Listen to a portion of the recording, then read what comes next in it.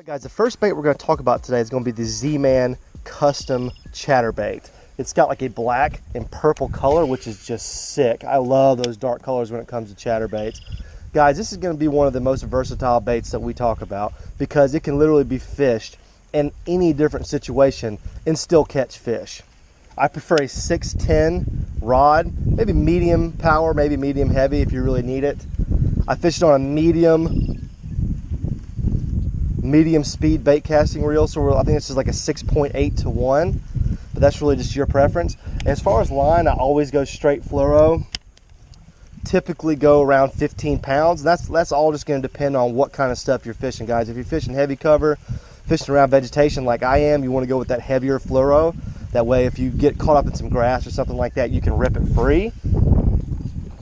One of the things I love about chatterbaits, guys, besides the fact that they are so versatile, is the fact that there is no wrong way to fish it. You know, there's really only 2 retrieves that I perform with a chatterbait, but there's literally no wrong way to do it. You've got your straight retrieve, which is I'm doing right now. That's just a slow, steady retrieve, just fast enough to where the bait is vibrating in the water, because you do want it to be shaking and vibrating.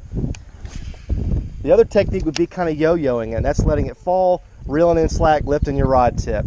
Letting it fall, reeling in slack, lifting your rod tip. And just doing that over and over again, yo-yoing it. That can be a really, really good presentation when the water's still a little cold. So all you Midwestern and Northern guys, definitely give that a shot.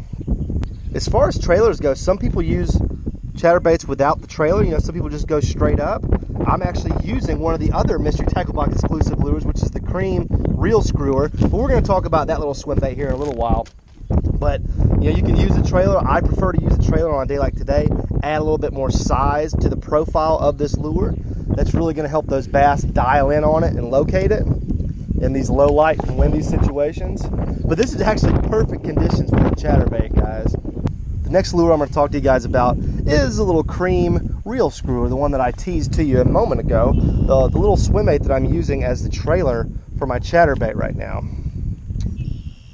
But as you can see, I've got it rigged up solo by itself. And this is something that I really like to do in ponds. So for all of my pond fishing guys out there, listen up, okay?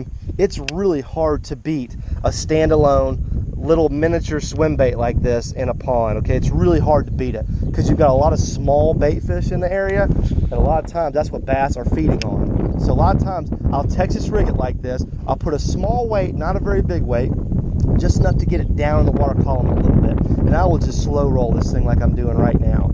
By brush piles, by grass, all that stuff. And I mean, they catch fish. They match this thing up perfectly with the chatterbait this time. I mean, the colors are absolutely perfect for using this as a trailer. I'm gonna see if I can catch a fish using it as a standalone swim bait, because I'm just convinced, guys, this is, I mean, as far as pond fishing goes, you just can't beat a little swim bait like this.